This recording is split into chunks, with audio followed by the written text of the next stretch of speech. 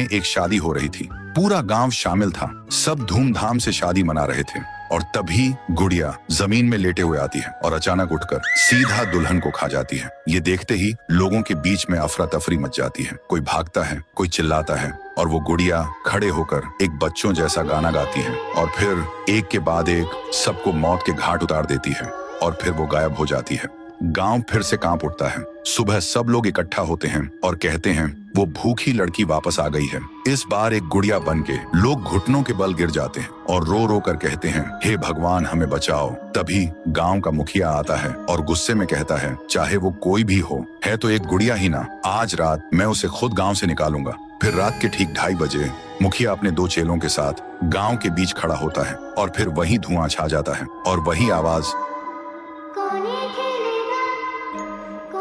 वो गुड़िया धुएं से निकलती है और सीधा मुखिया के पास चल के आती है। मुखिया कहता है, निकल जा मेरे गांव से, नहीं तो तुझे यहीं बिखरा दूंगा। गुड़िया हंसती है और कहती है, तेरे से पहले भी किसी ने ये सोचा था। और उसी पल वो गुड़िया बड़ी होने लगती है और अपनी पैर से तीनों को कुचल के मार डालती है।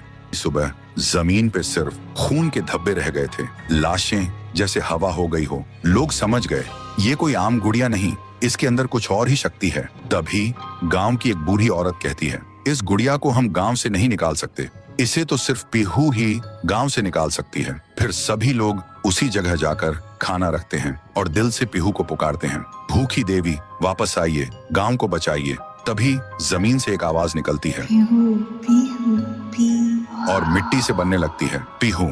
लोग चिल्लाकर कहते हैं, देवी हमें बचा लो।